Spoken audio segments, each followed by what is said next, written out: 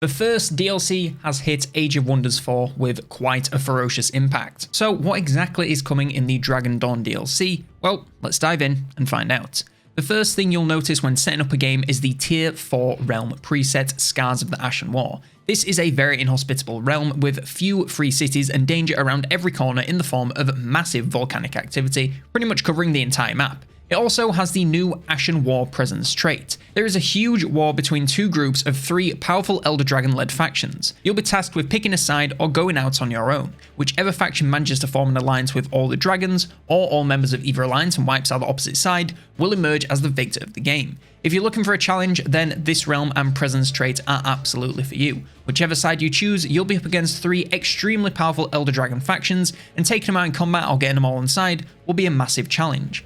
There are also 4 new preset factions: the World Scorcher Cultists, which are barbarous runecrafters who thrive on fire and chaos, with an affinity for the underground part of the map.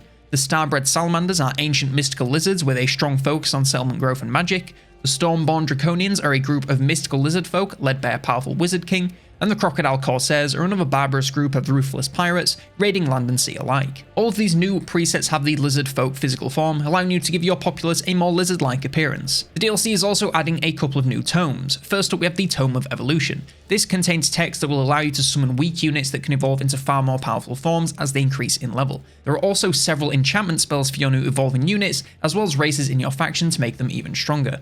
These units are crazy good and come with resurgence, meaning if they die but you win in battle, they'll come back to life and get any XP they earned before dying, meaning leveling them up to evolve couldn't be any easier. We also have the Tome of Dragons. This is a tier 3 tome and allows your faction to recruit evolved wyvern units, as well as young dragons which can eventually grow into adult dragons and be exceptionally powerful units. These evolving units are great fun if a little bit challenging to use. Unlike the Tome of Evolution, if these units die, they die for good. They start off in much weaker forms, so leveling them can be quite a challenge, but once they get to their final forms, they are well worth the wait and can obliterate in combat. Just try not to let them die when they're 2 XP away from evolving, or you might need to replace your monitor. The tome also has options for even more enhancements to these units and your race, including transforming your populace into human or dragons for massive bonuses. The DLC is also adding another ruler origin, the Dragon Lord. Items sat in your hero inventory give you passive income, and it's a good thing since you can't equip most items since, they're dragons, so how can they wear normal human armor? They also have powerful unique skills and transformations that allow them to easily carry their armies. As far as I can tell, you only have the one Dragon Lord per faction rather than the usual hero types who can be recruited generically,